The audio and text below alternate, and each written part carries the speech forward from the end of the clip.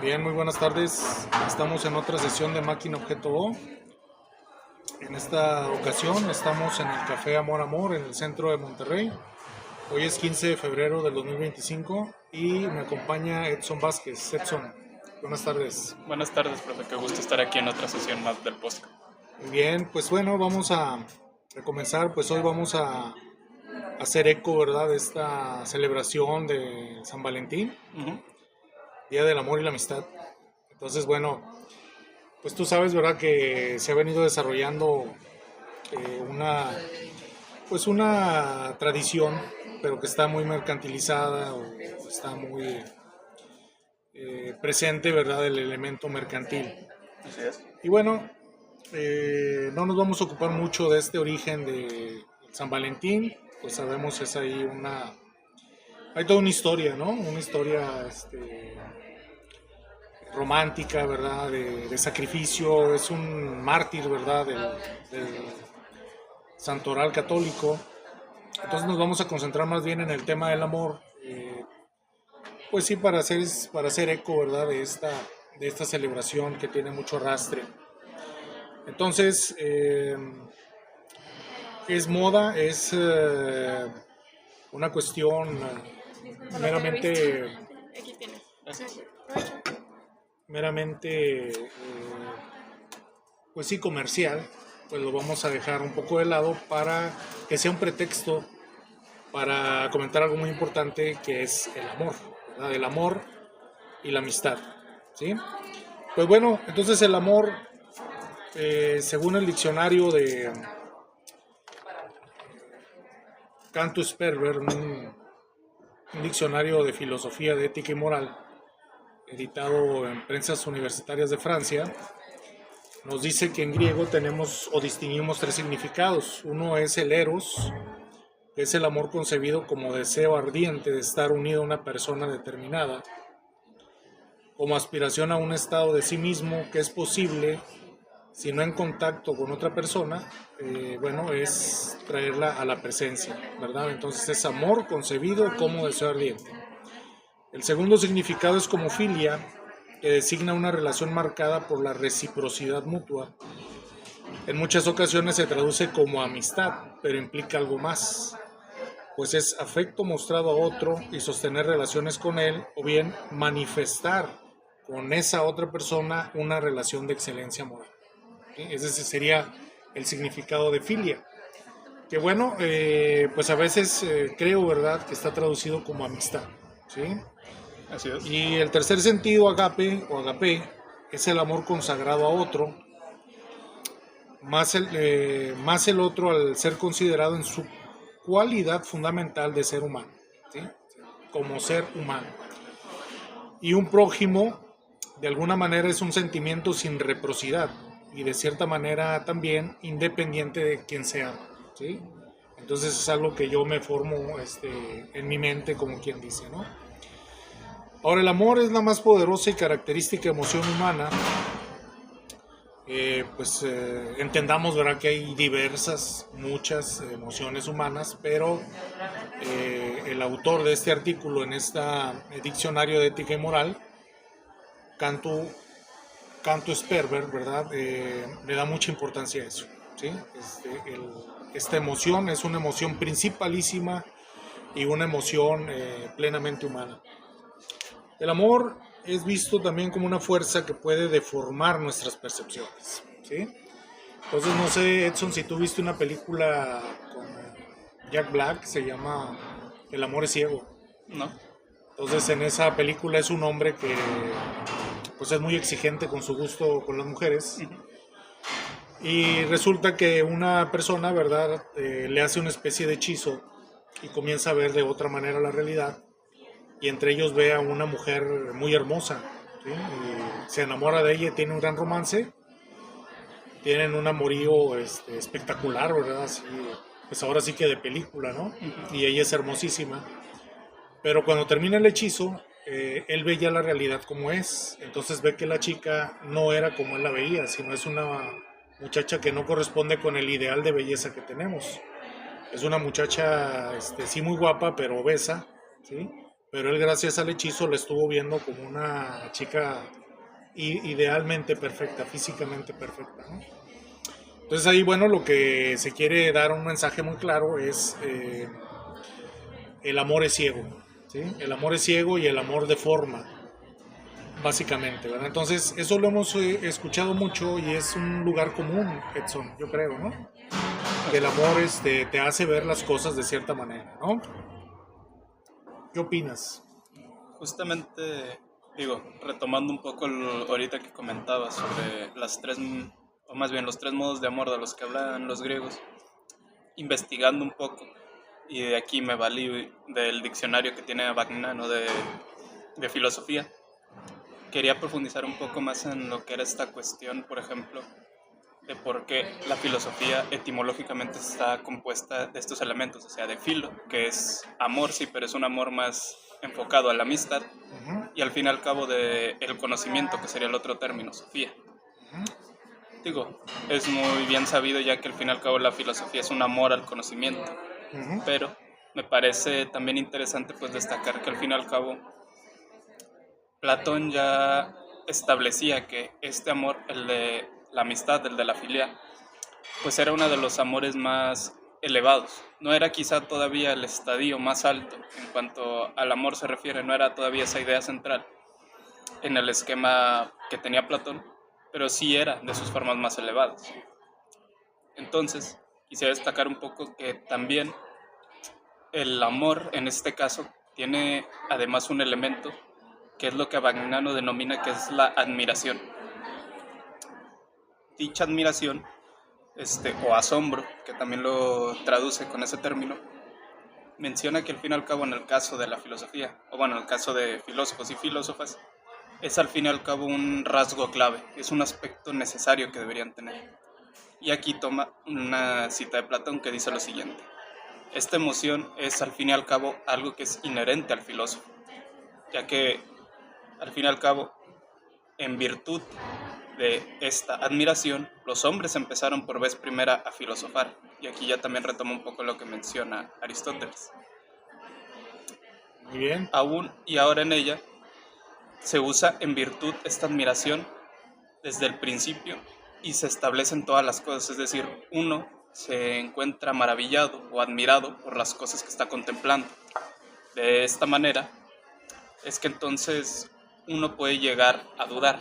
Aquel que duda más tarde y poco a poco además dudará también de las cosas mayores, por ejemplo, de la composición del sol, de la luna, etc. En este caso podríamos decir que es el que duda el que se encuentra a su vez más admirado por lo que contempla. Y esto a mí me resulta interesante porque uno podría decirse que en el caso de la filosofía pues es como muy claro el ejemplo, pero no solo en la filosofía, por ejemplo, en las mismas ciencias también se sigue esta cuestión. Y me parece interesante que lo escalemos un poco a decir que en general el amor conlleva cierto tipo de admiración. Claro. Bien, les recordamos, amigos, que estamos en Café Amor Amor. Bienvenidos a esta sesión del 15 de febrero del 2025. Estamos hablando del amor, precisamente, haciendo eco de esta fiesta del San Valentín. Y pues Edson nos está explicando este concepto del amor, sobre todo platónico, ¿verdad, Edson? Así es. Bien, ¿puedes continuar, por favor? Sí. Justamente también, y aquí es otra cuestión interesante. Tomando la siguiente cita de Aristóteles, menciona lo siguiente: cuando se nos presenta algo que resulta insólito y que creemos nuevo, diferente a lo que antes conocíamos o supusíamos que existía, este objeto hace que lo admiremos y que por ende nos sorprendamos. Y esto ocurre antes de que nosotros sepamos si el objeto nos puede resultar útil o no. En este caso, podríamos decir que parece ser la primera de todas las pasiones, esta admiración. Y a su vez que la admiración carece de un opuesto, ya que si el objeto no presentase nada que nos sorprendiese, no le tendríamos afección.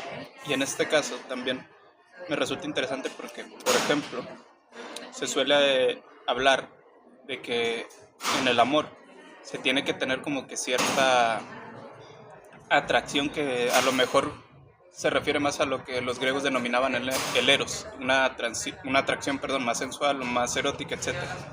Pero, al menos retomando un poco con este aspecto de la admiración, podríamos decir que esta atracción no se agota simplemente en ese aspecto, no se agota en la cuestión sensual, entendida en el sentido más literal, o sea, no es algo plenamente de los sentidos físicos, o sea, no es solo tocar, no es solo establecer una relación con alguien, simplemente por esa sensación que pueda producir, sino también por esta otra cuestión de admiración hacia la persona. Uno a lo mejor lo tiende a escuchar más que nada cuando se habla de celebridades, etcétera, pero que al fin y al cabo se pudiese establecer una relación con otra persona por esa contemplación y esa atracción sentimental que tienes hacia ella, ya sea por su, ¿cómo decirlo?, por su forma de ser, por las conversaciones que tengan, los momentos que compartan, etcétera. También es algo muy destacable a la hora de hablar del amor, esta atracción que no es puramente sensual. Así es, ¿verdad? Entonces, bueno, ahí este concepto, ¿verdad?, sería admiración. Uh-huh. Pues sí, porque, bueno, puede haber esta admiración por diversas causas, ¿no? Una admiración por habilidades prácticas, intelecto, ¿verdad? Belleza física, etcétera, etcétera. Entonces, bueno, es una de las partes, ¿verdad?, que tiene el amor, ¿no? A mí me impresiona mucho esta cuestión de la deformación de nuestras percepciones, ¿no? Uh-huh. Como decimos, bueno, el amor es una emoción capaz de deformar la realidad, ¿sí? Porque, por ejemplo, pues alguien que las demás personas ven como alguien ordinario, alguien vulgar, incluso grosero o grosera, no sé, cualquier cosa que queramos poner ahí, alguien enamorado pues lo va a ver como una persona casi divina, ¿verdad? Este es el punto también. Otra característica es que en el amor el amor vive en una persona de manera intensa, pero puede desaparecer en una semana, ¿sí? Entonces aquí está la famosa canción El amor acaba, ¿no? Entonces así como aparece, ¿verdad?, con gran intensidad, también se puede ir, ¿sí? Y esa es otra característica que tiene el amor, ¿sí? Una persona se puede enamorar perdidamente, pero dentro de unos días o una semana desaparece, ¿sí? Es como una enfermedad, ¿no? De hecho, me acordaba yo de un cuento, no me acuerdo de quién es un autor sudamericano, se me fue el nombre, pero una muchacha en un estado de fiebre, ¿verdad?, está muy, muy enferma, llama a un hombre al que ha visto apenas unas veces porque fue a su casa con sus padres a platicar y ella lo nombra, ¿verdad?, y quiere que vaya a verla. Entonces se muestra perdidamente necesitada de él o enamorada de él. Y cuando acaba la fiebre ya se olvida de él, ya ni se acuerda de él ni cómo se llama. Entonces fue una especie literalmente de enfermedad, ¿no? Que estuvo enferma y estuvo enamorada de este tipo. Entonces, pues la cultura popular consagra este tema, ¿no? O sea, enamoramientos, personas que aman a una persona, pero de repente, ¡paf!, se esfuma, ¿sí? Se va, ¿sí? Lo mismo se puede sentir con la amistad, ¿no? Así es. O sea, personas son muy cercanas, muy amigas, se llevan muy bien, pero de repente desaparece, se esfuma ese vínculo o ese magnetismo que había entre las personas, ¿sí? Entonces esto es parte característica de esa emoción o ese sentimiento que llamamos el amor, ¿sí? Podemos describir así el amor como la más irracional de las emociones, ¿sí? La más irracional. Entonces, pues nos toca sufrirla, vivir con ella, ser atacados por ella, ¿verdad?, en distintas ocasiones. ¿Quién no se ha sentido arrebatado por el amor, ¿sí? Y como estábamos diciendo ahorita, bueno, pues nos hace deformar la realidad o nos hace hacer cosas o locuras, como dicen, ¿verdad?, cosas que no harías normalmente. Sucede también que el amor nos empuja a tejer razonamientos para explicarlo, o bien justificaciones de diverso tipo, ¿sí? Entonces ahí viene este momento donde elaboras, ¿verdad?, esa explicación racional. ¿Sí? Bueno, estoy enamorado por esto o es por esta razón. Veo estas cualidades en la persona, las pienso, las evalúo, etcétera, etcétera. ¿Sí? Entonces, esto también, ¿verdad?, tiene que ver con esa justificación, ¿verdad?, de diverso tipo. También una cosa que me parece interesante de tener en cuenta es que es verdad, hablamos que al fin y al cabo nuestra sociedad tiene como que muy encasillado de cierta manera lo que es el amor y las relaciones románticas. Y aunque ya hablamos que también se ha hablado de que no solo existe ese amor entre parejas, por decirlo de algún modo, sino que también existe el amor a la familia. También una cuestión que me parece interesante destacar es que, por ejemplo, también puede haber como que un amor ya no solo a una persona, o en este caso quizá un grupo de personas, como podría ser el caso de la amistad, sino también hacia una profesión, por ejemplo, hacia una actividad. Una cuestión que siempre me ha parecido interesante es como, al fin y al cabo, esta cuestión del amor, que también se comparte mucho con el término de pasión, no solo aplica a personas en este caso, sino a actividades también, a profesiones, a ciertas metas que se tienen que cumplir. Así porque decimos, amo mi profesión, ¿no? Así es. Sí, amo este trabajo, que bueno, es difícil, ¿verdad? Pero sí nos los vamos a encontrar, ¿verdad? Que bueno, amo mi trabajo, ¿no? Amo arar la tierra, o amo entrenar, o amo enseñar, por ejemplo. Así es. Pues también incluso en la cuestión de los pasatiempos, podemos decirlo, o sea, en términos generales sería como tenerle cariño, tener cierta pasión con respecto a lo que uno hace. De ahí que haya gente que diga, la verdad, amo lo que estoy haciendo, sea un trabajo, sea un oficio, sea un deporte, algún otro pasatiempo, etc. Aquí también pues podríamos hacer hincapié en que la cuestión del amor no solo abarca una relación interpersonal, abarca también a una cuestión de una persona con lo que realiza y con lo que hace, como lo puede ser, por ejemplo, un artista con sus obras. Ah, sí, claro, sí, hay un enamoramiento de las obras, ¿sí? Entonces hay enamoramiento hasta de objetos, o sea, claro, en algunos casos. Podemos sentir amor por un objeto, sentir amor por cierto tipo de situación, ¿verdad? Incluso, no sé, entonces, cómo empleamos la palabra amor puede ser muy, muy extenso, ¿verdad? Muy amplio, ¿verdad? Muy flexible, ¿sí?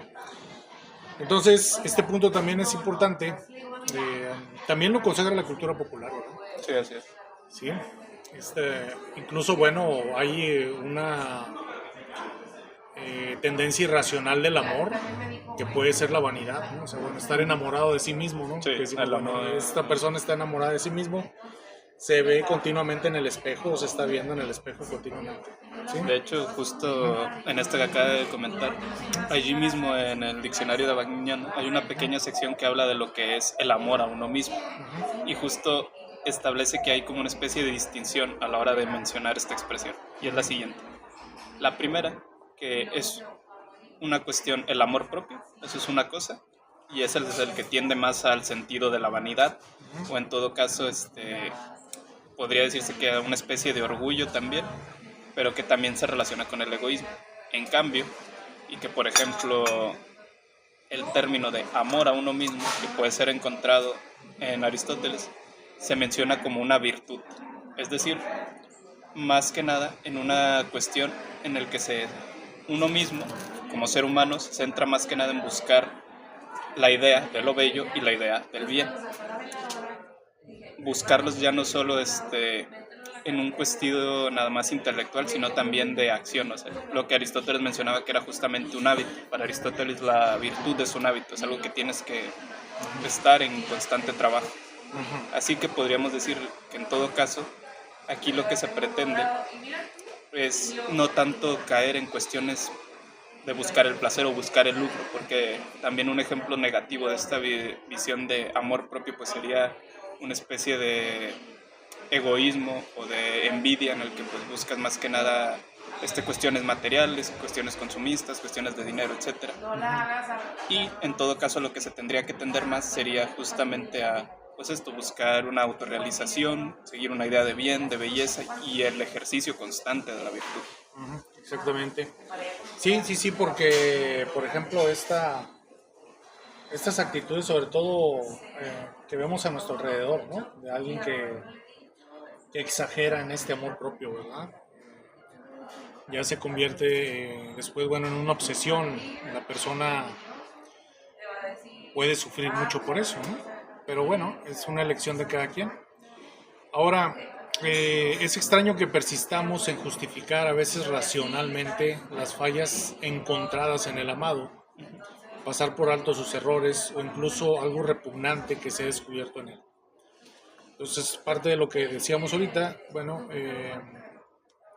es esta deformación que opera el amor, ¿verdad? Entonces, incluso alguien que tenga algún defecto visible, pero si el amado está perdido, pues pasa por alto esos defectos, ¿cierto? ¿Sí? Que regularmente no los pasaría, ¿sí? Entonces, bueno, esto también puede suceder en lo que tú estás diciendo. Por ejemplo, alguien que está enamorado de sí mismo, pues no ve claramente, ¿verdad? Su cuerpo, su apariencia, pasa por alto errores, ¿verdad? Se hace ciego a esos errores, ¿sí? Bueno, la justificación lleva a la paradoja del amor. ¿Qué es esta paradoja del amor? Se describe aquello que se llama como un objeto exclusivo y se le describe pasando por alto sus posibles errores o defectos. Es más bien un objeto extraordinario, ¿sí? Que bueno, siendo algo que tiene defectos, algo que regularmente no admiraríamos, lo vemos, ¿verdad?, pleno de belleza, ¿sí? Y eso es también obra del amor, ¿sí? Entonces el amor es algo que está focalizado, es siempre un objeto o persona determinada, porque el amor a una entidad indeterminada o bien a un grupo de personas no es propiamente amor, ¿sí? Este también es otro punto importante, ¿sí? Yo puedo decir, bueno, amo a esa persona, amo a tal otra, o amo ese objeto, o sea, algo en específico, ¿sí? No aquello, no eso, ¿sí? Sino que tiene que ser algo específico, ¿sí? ¿Tú estarías de acuerdo con eso? Hasta cierto punto no sabría bien cómo plantearlo, honestamente, porque... Que siempre tiene un objeto, siempre tiene un objetivo, ¿verdad? O sí, se al fin y al enfoca en cabo, algo. tendría una intención, pero bueno, también me recuerda un poco a lo que Aristóteles mencionaba, pero enfocado al tema de la amistad, que decía, hasta cierto punto no podría considerar como virtuosa una relación de amigos que se guiara por interés, cosa en cambio que sí podría considerar virtuosa una relación de amigos cuyo objetivo no es, más bien no es como un medio para obtener un fin, sino que el fin en sí mismo es esa amistad, no es por cuestión de conveniencia, no es por cuestión de interés. Entonces, pues en ese sentido, por lo menos siguiendo a Aristóteles, quizá no podría estar de acuerdo, al menos en esa idea. Quizá si se enfocara más entonces, no sé, una cuestión de rasgos compartidos, o sea, por decirlo de algún modo, o sea, que simplemente sean como que conexiones que atraen y que por eso tengan entonces como esa intención de buscar algo en concreto. Quizá por ese lado sí lo podría llegar a entender. Sí, porque bueno, yo comparto ese punto de vista. Bueno, me parece razonable que tú digas, bueno, me enamoré de esa persona, ¿verdad? Juanita, Menganita, no sé, ¿sí?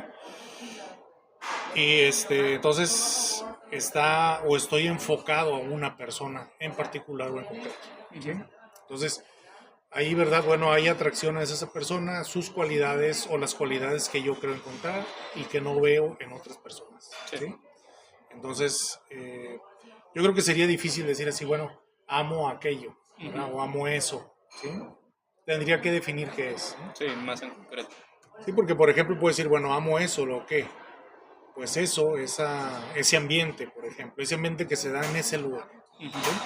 Esa atmósfera que se da en este cierto restaurante, en cierto café, etcétera, etcétera. Pues ahí ya defino, o focalizo, ¿sí? Entonces, me parece, ¿verdad?, que eso también es importante señalarlo. Bueno, también ha habido pues grandes filósofos que se han ocupado de la cuestión, no muchos, no todos, solo ven de una manera así de pasadita, ¿verdad? Uno que escribió mucho pues fue Schopenhauer, ¿verdad? Bueno, Schopenhauer escribió muchísimo, un gran autor prolífico, pero a mí me gusta mucho lo que dice Spinoza, ¿sí? Baruch Spinoza, este filósofo holandés judío del siglo XVII, habla de que el amor es una alegría acompañada por la idea de una causa externa. Lo dice en la Ética, en la tercera parte, en la proposición 59. ¿Cómo sería esto? Una alegría acompañada por la idea de una causa externa, ¿sí? Es algo donde yo me siento satisfecho, pleno, pero que viene de fuera, es algo que me viene de fuera, ¿sí? Entonces lo suscita un objeto exterior a mí, ¿sí? Más adelante, bueno, en otras partes, Spinoza habla de esa alegría que se da uno a uno mismo, ¿sí? Que es la más perfecta. Pero aquí en el amor, pues él reconoce, ¿verdad?, esta causa externa. Spinoza también va a criticar la idea del amor como una voluntad de unirse a la cosa o persona amada, pues la voluntad no existe en decreto libre o como decreto libre de ánimo, cuando la cosa amada está ausente o bien se persevera en su presencia, ¿sí? Entonces, Spinoza critica esa idea, ¿verdad? Bueno, ¿qué es el amor? Es querer unirse a otra persona. Dice, bueno, eso no lo entiendo así, dice Spinoza, porque estás deseando algo que no está en este momento, ¿sí? O que no tienes. Entonces, lo que va a poner él, dice, es amar es la satisfacción que se siente o que siente el amante por la presencia de la cosa amada, en presente, no como algo que te falta, ¿sí? Sino es algo que está aquí y lo disfrutas. Entonces es una alegría que fortalece al amante, ¿sí? Entonces, para Spinoza no hay ese amor de alguien lejano, alguien que no está, sino que tiene que ser algo que está en este momento y que se ama en este momento y se disfruta en este momento, ¿sí? Es una afirmación de la vida, ¿sí? Como diría Gilles Deleuze hablando de Spinoza, ¿no? Podríamos decir que es más que nada un hecho, no una posibilidad. Sí, un hecho, o sea, es algo que se disfruta en tiempo presente, ¿sí? Entonces es un concepto muy poderoso, ¿verdad? Porque pues siempre estamos acostumbrados así que, bueno, cantar al amado, a la amada, ¿sí? Sí. Entonces, bueno, aquí Spinoza nos voltea la tortilla, como quien dice, y es amar en este momento, disfrutar en este momento en tiempo presente, ¿sí? Y ¿qué más podríamos decir del amor? A ver. También podríamos hablar un poco de cómo distintas, o sea, ya no solo en cuestión de filosofía, sino también que al fin y al cabo el amor se ha tratado de comprender desde distintos ámbitos. Y quizá también un poco empujado por la filosofía, porque por ejemplo quizá desde la postura nihilista el amor no es más allá que lo que podría ser una explicación un poco más física y química del amor. Digamos, o sea, quizá desde esa perspectiva a lo mejor no les parecen más que procesos bioquímicos justamente que ocurren en nuestro cerebro y que al fin y al cabo pues estarían más ligados que sí a la producción de dopamina, de serotonina, etc. Al menos esta cuestión a mí me parece interesante destacarla porque hasta cierto punto siempre que se hacen estos planteamientos... ¿Es un planteamiento físico-químico? Sí, en este sentido, que se enfoca más pues justamente a, digamos, el proceso, o sea, sería como que reducir toda la cuestión del amor a su proceso físico-químico, que es así como se produce, y es así como influye en nosotros, pero que al fin y al cabo me parece curioso porque al fin y al cabo estas posturas lo que hacen es no sé si decir desvirtuación, por decirlo de algún modo, pero que básicamente agotan este tema a su mera descripción física. Digo, porque también hasta ese punto uno podría objetarles, bueno, ¿hasta qué punto esto podría parecer problemático si al fin y al cabo el ser humano pues no es más que un compuesto de carbono compuesto por células? En ese sentido también podrías reducir la cuestión igual a puras cuestiones físicas de su constitución y que aún así no quita el hecho de que sigue produciendo cierta complicación conceptual a la hora de plantar y que aún así no va a quitar el hecho de que esta descripción física sigue formando parte importante de lo que es la cuestión del amor. Ujú, ¿Sí? exactamente. Entonces, Sí, digamos bueno, que no pues se agota una cuestión a la otra. es una cuestión material o Así es. físico-química, ¿verdad? El cuerpo, ¿no? Por ahí también Spinoza habla de la cuestión del cuerpo, obviamente, Ajá. su famosa afirmación, nadie sabe lo que un cuerpo puede. Ujú. Sí, está también David Hume, ¿no? Que primero es el cuerpo siempre va adelante, lleva la delantera, y luego viene la reflexión. De alguna manera caemos primero en las acciones del cuerpo y luego las justificamos, ¿sí? Aunque a veces no nos damos cuenta. Por eso dice Spinoza que no hay una voluntad libre, sino que para cuando uno se da cuenta ya está enamorado y está enganchado físico-químicamente, emocionalmente con un objeto, ¿sí? Y luego ya tratamos de extender una explicación, ¿sí? ¿Por qué me pasa esto? ¿Por qué sucede esto? ¿Sí? Entonces es curioso cómo somos los humanos en este sentido, ¿no? Pues es algo que ya causó extrañeza, causó asombro, y los griegos le ponen ahí Eros, ¿no? Eros. En los pueblos mesoamericanos también, en los mexicas o mayas, hay dioses consagrados al amor también, obviamente. En la mitología africana también, obviamente. En las mitologías africanas. En todo el mundo, todos los pueblos han dedicado, ¿verdad?, alguna atención a este fenómeno llamado amor, ¿sí? Entonces, también podríamos hablar de lo contrario del amor, el odio, ¿sí? El odio también, por ejemplo, dice Spinoza, es una tristeza acompañada por la idea de una causa externa. O sea, es igual que el amor. O sea, es algo que tú sientes, tiene un objeto, pero tiene una causa externa, ¿sí? Pero por el amor, el